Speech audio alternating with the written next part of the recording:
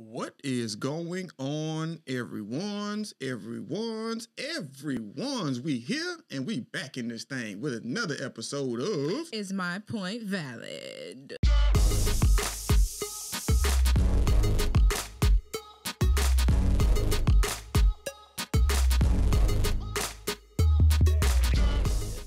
Yes, indeed. I am your host, Brandon D. Stocker. And I am Camille A. Stocker. And we are the Stocker Family Values as a collective. Yes, indeed. Y'all already know what time it is. But we're going to go ahead and get this thing on rolling with What You Know Good. So, baby, what you got for us today on What You Know Good? So, the first thing I want to start off with is this song that I've just come across. And it's called Broken People by Israel and the New Breed. It's a gospel song, but it's really good.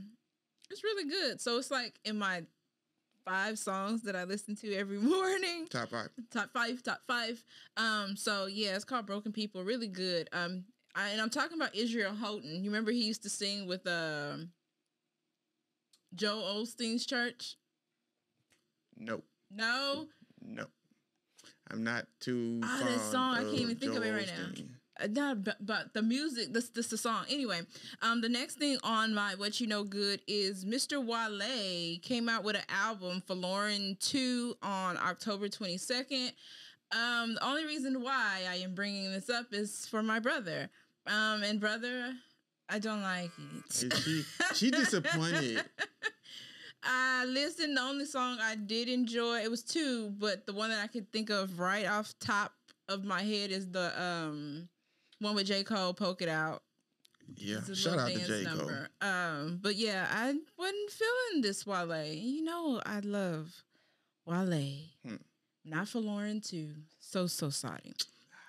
All right, so next up, this isn't good news.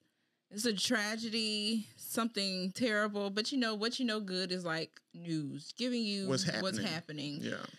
So on Friday, it's Friday. No, I'm sorry. don't do my thing. I'm sorry. You got too excited. On Friday, November the 5th, 2021, Travis Scott was holding his Astroworld Festival at the NRG Stadium. Yeah. And it didn't end very well. It didn't start well. It didn't start well. It and didn't end well. It is for sure didn't end well. There was a stampede. Yeah. Not by some cows. Not by horses, bulls, deer, none of that. It was some real life folk. Real folk animal. Folk animal. We're animals, so we folk. Yeah, we folk animal. If you haven't seen the video, that's disturbing. Yeah, I'm trying to tell you. Heck. I ain't that pressed to see Travis Scott. I'm not that pressed to see anybody. I might be pressed to see Frankie Beverly and Maze, but no, I'm not. You gonna break down the fence? I am and not. Create an entrance. I am going to wait my turn and show my ticket and get it scanned, and then go get my beverages and my food, and then head on to my Do you think age played a factor? Absolutely, because everybody that I saw was probably not my age. Yeah. And if they were my age, shame on you. Shame on you. Honest, just shame on everybody. Because, and shame on the police officers who didn't show up until after people were already getting ran over. Get the F on. And they on horses. You didn't see that what was happening. Nobody rushed. Shame on the 2 cameramen who were I don't standing know what doggone station they was from, but they shot at. They want to go on the news and talk about people with their cell phones. These people had real live news cameras sitting up here, just standing there. Yeah. So that's disappointing. Kind of disappointing. Your people practice what they preach. Kind of disappointing that happened here in Houston. So that means I don't think everybody, it might have been Houstonians. So godly. Yeah. So if you haven't heard about it, Google it, look at some newspaper articles, see about it. It is saying that 8 people are dead. Some people are injured. Yeah. People would, y'all, this was mayhem. Wow. All right. So the last thing that I want to talk about in my What You Know Good is it is Native American Heritage Month. You know, we celebrate Black History Month. We celebrate Hispanic Heritage Month, which was September 15th through October 15th. Now we're on Native American Heritage Month. When Caucasian Month is? You know, they celebrate all year. All year. Okay. So we only get months. Yeah. So yes, it's Native American Heritage Month, all month of November. If you don't know why they're doing that, then okay, read a book. You're strange. But it takes the focus off of Thanksgiving and how they say that Pilgrims and Native Americans were friends. If you believe that's true, there's something wrong with you. Read a book. But no. So if you want to pick up a book and see about some Native American heritage, learn some things, this is a good time to, inform yourself. Read a book. So that's all I got for What You Know Good. Yeah. And the moral of today's What You Know Good is read a book. Read a book on everything. Straight up. On everything. Yes, indeed. So we're going to keep it on and moving. Yes. So we got to go ahead and jump. My fault. Jump into this topic for this week. And go ahead and tell the people what the topic going to be for today, baby. All right. We're right into it. Hunger in America. Usually I have some little play on words.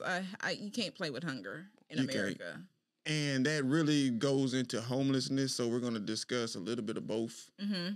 So, little context. Yes. I volunteered at the NRG Stadium maybe last week. Last Sunday. Something like that. Yep. So, there's a lot of food that's left over. And I know around the NRG Stadium, there are some homeless people out there that could benefit from not being hungry. Yes, absolutely. Yet and still, in the NRG Stadium, most of the food that they don't sell, if they don't keep it, freeze it, they throw it away. Mm-hmm. So I witnessed over, I say 30 baked potatoes, the size, I'm talking torpedo. They're big. Torpedo-sized baked potatoes being thrown away. Yes. There's only so many baked potatoes I can take for myself. Absolutely. That I was willing to take for myself because we didn't even eat all of the ones that we had. But aside from that, it's like, are we really concerned with hunger in America? And if that's the case, then why are we throwing away so much food and saying, let's get on this hunger thing. Let's feed the hunger. We have all these organizations and all of these things that are collecting money for the homeless and the hungry people. But like I say, we're throwing away hundreds of pounds of food regularly. Yeah. And it's not just, it's the restaurants. You got bars. You have even schools. Yep. All of these people are throwing away food, and even going before that, on the farms. Yes. If food doesn't look a certain way, it's discarded. Yep. Wow. I remember watching a documentary of a couple who went through the thing of they went to the stores to find bruised up food, and the markets were like, we can't sell you this. And they were like, you can't sell me damaged food. So they would her husband would go into the trash cans and take out food. All of the good food that doesn't look appealing to the human eye. And they had to do it at nighttime because if they did it during the day, you get in trouble. And it's like, but you're going to prosecute me for getting trash, the things that you consider trash? To send it to a landfill where it still won't decompose. It's going to rot. It will rot, but it won't fully decompose into the ground, right? So it's like, and I don't do. Are people teaching that as well? Decomposing. So we talk about this hunger crisis, and then we see commercials. And I'm not taking away from other countries who are having issues with hunger, but we put our. They say you can help save a child for 12 cents a day, and you can donate and da da da da da right? And you send it to. I'm just using Africa. But if you really think about Africa, is not this. It's just like certain parts, just like in the United States, it's certain parts. And so you're sending your money, and they show these images of children with flies all around them and malnourished and under. And I think all of that is a scheme. Absolutely. Yeah. Because if you really and truly cared about what was happening, don't you start at home? You feel me? And with all of these millionaires and billionaires who have multi-billion dollars, what are we really doing? It'd be wasteful too. It's like we'll start an organization, like you were saying. We start an organization to help the Africans. No, go right outside your house. Go downtown in your local. Go to your local, whatever city you in. Go downtown, and I guarantee you'll see enough people down there to help, to save, to feed, to clothe, all of these things. But that's a good thing. That and you have to think like I'd rather put my money into I don't know, we put our money into so many different things. And then we get upset, or you have to try because now they're trying to house the homeless. Mm-hmm. You do have I can't think of the place, the food bank, where they do their best, to give, but it's also I don't know. It's what if it was an obligation? What if it was something that you had to do that every night? You would have to, all the food that you were going to throw away, you had to take it to the Houston, the food bank or whatever organization it is, but you had to be committed as a business owner. Yes. To an organization to get that food that you were going to throw away to them so it can go to good use. Yeah, that's a good idea. I just thought that up. That's a very good idea. Yeah. We need to put that in some rotation. Because you're saying it's a hunger issue, or we can't feed the homeless, or we can't do that. Yo, an apple is an apple. Cut that sucker up. Yeah. Eat the apple. I understand some homeless people, they might not want meat. There's vegan options. There's vegetarian options. There are options out here. They ain't just throwing away meat. Right. Right. It's throwing away everything, and it's like how. It's just a question of why are people hungry? And then they'll place it on, of all the articles that I did read through and skim through, they're placing it on poverty. That may be true. Poverty does play a huge part in America, but everybody who is hungry is not homeless. No. Have you ever, there's another commercial, y'all, if you I watch TV a lot. There's another commercial where they're showing, the little boy is at school and he goes home and he's looking through the cupboards and he's trying to find something to eat. His mom and his dad aren't there, and he's trying to find something to eat. And it was just like, you could help feed a child or something. But it's like, why? If you're leaving school, why are you hungry? Or why don't the schools provide a snack or something better than whatever they are that's feeding them? I remember going to school, we had with them those square pizzas. In the morning times, they would have the cereal and the milk if you wanted to get the breakfast. But there was no snack or anything. And then, by the time I got home, I was extremely hungry, but I had, food, something there. Now you have schools that are making stores for children who are in need. And then you have a lot of people downplaying that. So it's like, how do you win?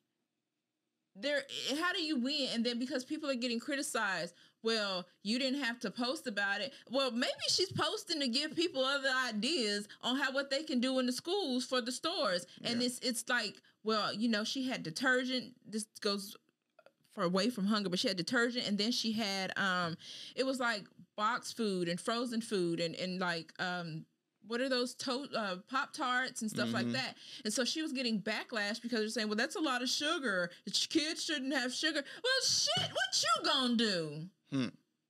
You gonna talk about the sugar intake? Are you willing to go to Sprouts? Are you willing to go to Whole Foods or any other farmer's market to get what this child needs? At least this the healthy stuff. The healthy stuff. If you want healthy, are you willing to do that? Are you willing to set up something just automatically and not even with a camera in your face and saying, oh, I did this? Are you willing to go downtown and are you willing to go to Sprouts, buy some fruit? Are you willing to go downtown and hand it out? Are you willing to do that? Or you just want to run your mouth? Or you just want to run your mouth? What are you doing? Are you willing to give $5 so somebody can run to Jack in the Box, McDonald's, to get them something to eat? And if they don't go get something to eat, if they rather go get them a 40 ounce or a beer or whatever, that's on them. If that's what's going to fill them up for that moment, hey, that fill them up. You understand? Like, we be so caught up in, well, I wouldn't do it that way. Well, what would you do? We know what you want. What will? Would you be willing to let children come to your door and say, here, I cooked this? Because you remember, you hear about communities, a mother would cook a big old pot of something. If somebody didn't have anything, the child was able to come eat and they wouldn't be hungry. They might have to sleep on the floor or something, but they wouldn't be hungry. Their tummy was filled. Yeah. Are we willing to do that? Not so much. Are we willing to see that? And we be so prideful too. Our pride has a lot to do with that. At least I'm eating. At least I'm full. Better you than me. My God. I'm so sorry. That got me. Got your little steamy. Because it's so, we talk about all these problems, and every time somebody comes up or tries to help with the solution, there is some type of backlash. And we have to stop also trying to depend on the government to help us. Sometimes if we have, like I'm saying Sprouts or whatever, you can go to Walmart and get a bag of apples for $3. And I keep saying apples just because I know that an apple is not expensive. Yeah. And you eat enough of them, it'll fill you up. Yeah. A box of crackers, some goldfish. I remember being in the first grade, or I don't know, I think it was the first grade. My teacher had a big old box of goldfish, and it used to bother me. She would only give us like 5 of them. I'm like, more, but she would give it to us so often that I didn't realize it was just like, she's giving us, a snack or whatever. But it was just like. But keep in mind, it is not it's not the school system responsibility. No. It's not the government's responsibility. No. It's really on us. Yes, that's what I'm saying. It's really us coming together and helping somebody. Because at least you'll help somebody. You might not can't touch everybody, but if you touch that one person, somebody can help somebody. It can be easy, as simple as, I remember when the Stocker family just gave me this, so I'm gonna help this family over here. It's something as simple like that. And do you understand that when you help, a helping hand helps, and that's how you create change. Absolutely. That's how this whole change thing is gonna come about as well, along with voting and but being out in the community and actually I feel like we have a platform to talk about these things, to have the word out. Children starving. And I'm not saying it's not adults either, because you do have parents who are trying to make it and who would probably give everything, give their child the food before they eat. So, it's so many situations, and it's like, well, I'm going, and it equates to also a minimum wage job. Do I pay my rent? I got enough money to pay rent, but I can't buy no food. Do I pay my rent or do I buy my food? And then for some people, it is easier to go to fast food versus going to a store because guess what? It's a little bit cheaper that day. Yeah. You know? It's a little bit quicker. I don't have to prepare for all of that. So it's like you have to look at this and then you have to just wonder, like, why is there hunger? Why? Why is there hunger? All right, so let's get into some hunger facts. Okay. All right, let's jump into it. There is more than enough food produced in the world to feed everyone on the planet. Did y'all just hear what I said? Huh. There is more than enough food produced in the world to feed everyone on this planet. Everybody should have enough to eat. There is enough food. There is enough cows being butchered. There's enough chickens being squawk. There's enough. If you like meat, that's what it is. There is enough, corn and there's enough food for everybody. The next one is as many as 811 million people worldwide go to bed hungry each night. That is a lot of people. Small farmers, herders, and fishermen produce about 70% of the global food supply. Yet, they are especially vulnerable to food insecurity. Poverty and hunger are most acute among rural populations. Rural. In the country. Conflict is a cause and a consequence of hunger. In 2020, conflict was a primary driver of hunger for 99.1 million people in 23 countries. An estimated 14 million children under the age of 5 worldwide suffer from severe acute malnutrition, also known as severe wasting. Yet, only 25% of acutely malnutrition children have access to life-saving treatment. I got these facts from actionagainsthunger.org. All right. Now, she went over worldwide. Now, let's talk about in America. In 2017, 40 million people struggle with hunger in the United States. 40 million people. Wow. In America, hunger is caused by poverty and financial resources at both the national and local levels. So, lack of resources shouldn't really be a problem because this is America. This is America. We're not a third world country. That's what they'll say. I didn't think so. But they'll say that. We're not a third world country. So we should have the resources, right? We should. Oh, I'm just asking. Just questions. 1 in 6 American children may not know where their next meal is coming from. 1 in 6. Lord have mercy. 22 million children in America rely on the free or reduced price lunch they receive at school, but as many as 3 million children still aren't getting the breakfast they need. Do I need to read that again? Yeah, because that one kind of hurt me. That one got 22 million children in America rely on free or reduced price lunch they receive at school. But as many as 3 million children still aren't getting the breakfast that they need. Lord have mercy. Hunger in the United States. Let's do one more. 15% of families living in rural areas experience food insecurities compared with 11.8% living in suburban or metropolitan areas. So that would be because they're not near a store, right? So, right, if you're in the rural, if you're like in the country, you don't get to the store that often. You don't get to see a fast food. I'm saying fast food because it's food, right? I'm really questioning what they call rural areas because I know on the south side, shout out to Project Daddy, put hands up to the ceiling. Over where my brother lives, there is not a grocery store within at least a 10-mile radius. So do you think they mean the ghetto? They are talking about in the ghetto. In the ghetto. Where the black folks reside. In the ghetto. Oh my God, they talking about us. So they're using rural. Rural. What they meant was urban areas. Urban.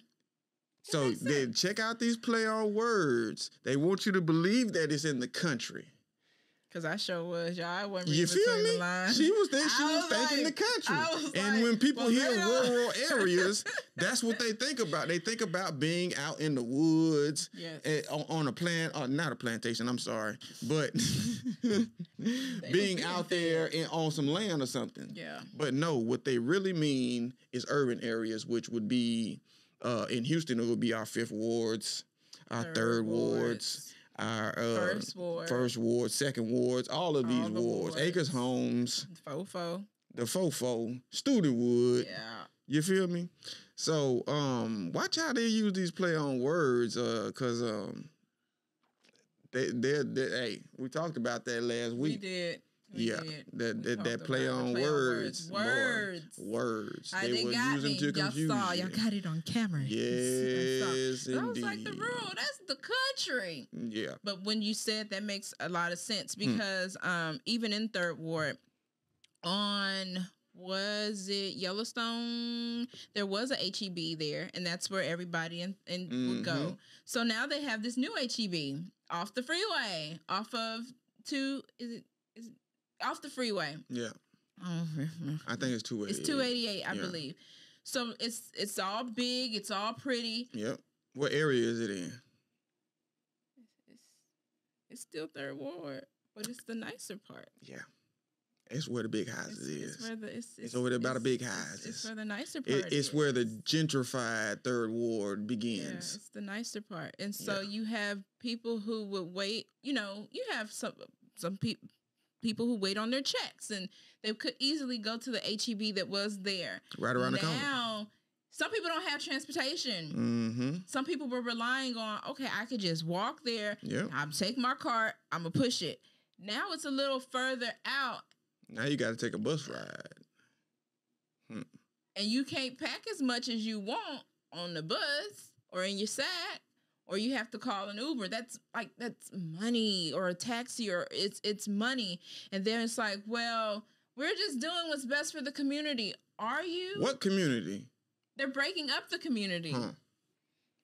We're breaking up the community. They're making it hard for us. And they say, well, we are looking out for the youth, and we are looking out for the elderly.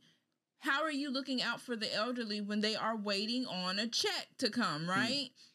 And I know there are services where people can go and pick up, the elderly and take them to the store. But how many services are out there, or say, okay, well, we'll go get your groceries for you and we'll bring them to you. So, Yeah. Hunger. In America. And in the world. It's a problem worldwide. And it doesn't make sense because they're blatantly saying we are producing enough food for everyone to eat. Yeah. Food is spoiling.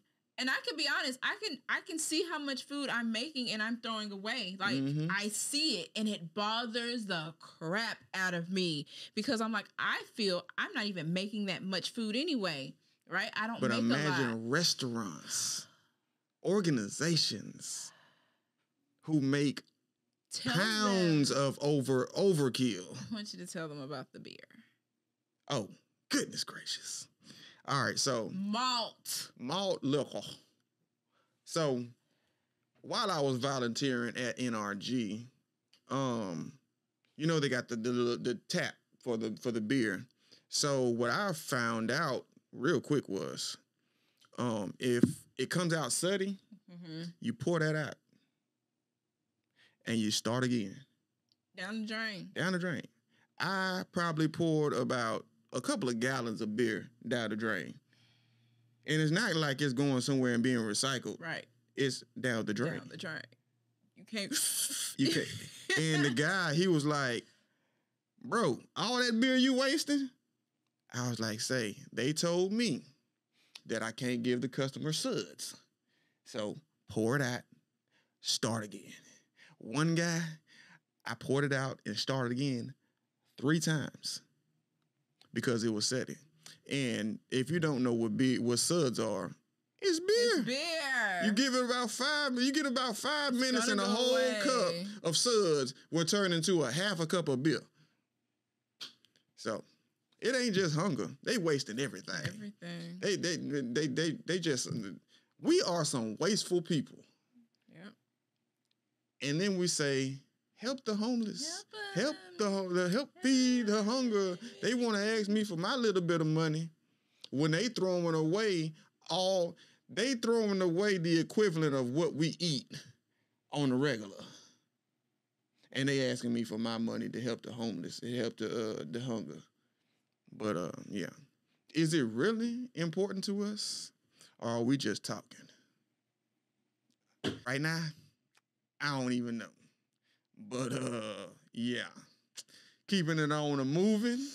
I think that was pretty much the end of that conversation. Yeah. It's real disheartening reading these facts and actually realizing the facts about hunger. Yeah. But before we go ahead and get out of here on a much, man, this ain't even a better note. This is we back. It's still sad. But we're gonna go ahead and get into it. And on this day in Black history, which is today is November the 8th. So on this day, November the 8th in 2011, Mr. Dwight Arrington Myers, better known as his stage name, Mr. Heavy D, the overweight lovers in the house. At 44. At the age of 44, my man passed away from, I think it was pulmonary embolism. So let's go ahead and get into this article, which is brought to you by BET.com. Rapper and actor Heavy D performed at the BET Hip Hop Awards at the end of October in 2011. His first televised live performance in 15 years.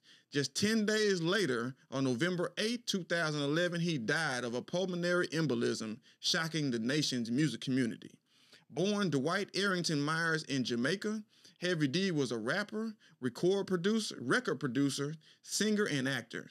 He was also the former leader of the Heavy D and the Boys, a hip-hop group that was the first musical act signed to Uptown Records. Shout out to Uptown Records. Heavy D also performed the theme song for the television program In Living Color, and performed the rap segment on Michael Jackson's hit single Jam. He later started acting and appeared in a number of television shows before returning to his music. He was on the charts as a result of his song, Nothing But Love. I got nothing but love for you, baby. I got nothing but love for you, baby. Oh. Heavy D also played a major role in convincing Uptown Records' Andre Harrell to hire Sean Diddy Combs as an intern. And that was on this day in Black history. So, once again, before we get out of here, we want to thank everybody who tunes in, checks in with us, shows us love. We're going to continue to show it back. Y'all can catch us on all podcast platforms, Anchor, Spotify, all of them, Google Podcasts, Apple Podcasts. Just check us out. We got hot new topics every week, and we coming live for your mind. Yeah, and give us some ideas on how we can help heal this hunger in America thing. Because it's a big deal, y'all. It is a big deal. It's a very big deal. It's a very big deal. Yeah. But yes, we're going to go ahead and get up out of here. Y'all continue to stay blessed. Have a blessed week. Have a blessed day. And, hey, 2022 is right around the corner. Y'all go ahead and set up so great things happening for you. They're happening for us. And we're just going to keep it moving like that. Peace. Bye. All right.